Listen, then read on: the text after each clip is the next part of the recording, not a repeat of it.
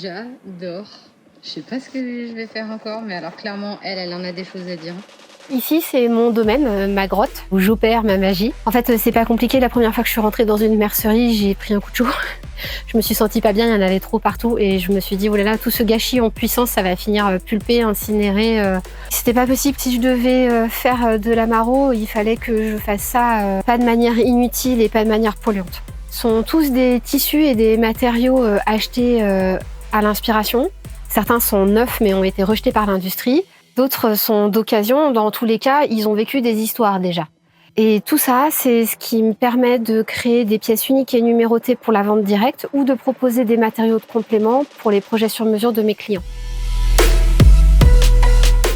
Je suis Marie Allhomme, raconteuse d'histoires textiles et c'est devenu ma mission. Donc en fait, je vais me laisser inspirer par des tissus ou par des patrons. Soit je vais chercher le patron qui me permet de mettre le mieux en valeur le tissu, soit je vais chercher le tissu qui me permet de mieux faire vivre le patron.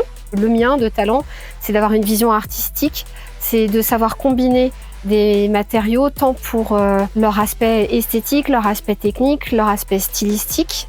Et puis évidemment, une expertise, un savoir-faire qui me permet de donner corps à mes idées et de sortir de l'atelier des pièces de très haute qualité.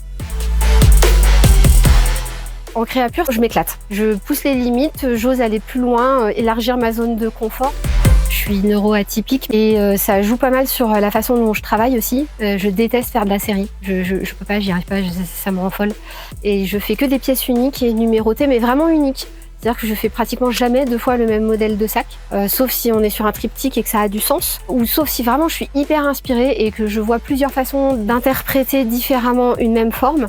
Il n'y a que pour les portefeuilles que je fais plusieurs fois le même modèle parce qu'il n'y a pas 50 façons de faire un portefeuille et que j'en ai trouvé j'ai une qui me plaît. Alors, mon esthétique, elle est plutôt contrastée et souvent polarisante, mais moi, ça me va bien. J'ai envie et j'ai besoin de faire réagir les gens. À la limite, je suis presque contente quand on me dit « Ah, j'aime pas ». Ouais, mais au moins, voilà, t'as vibré, t'as réfléchi, t'as ressenti, ça t'a fait un truc.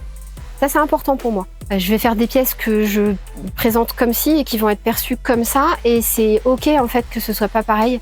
C'est comme dans un musée où on est 2 personnes à regarder un tableau, on peut avoir une interprétation très différente, qui va peut-être même être encore différente les deux de celle de l'auteur d'origine. Et c'est ce que j'essaye de faire moi, juste que les gens ils vibrent avec moi en fait, même si on vibre pas pareil.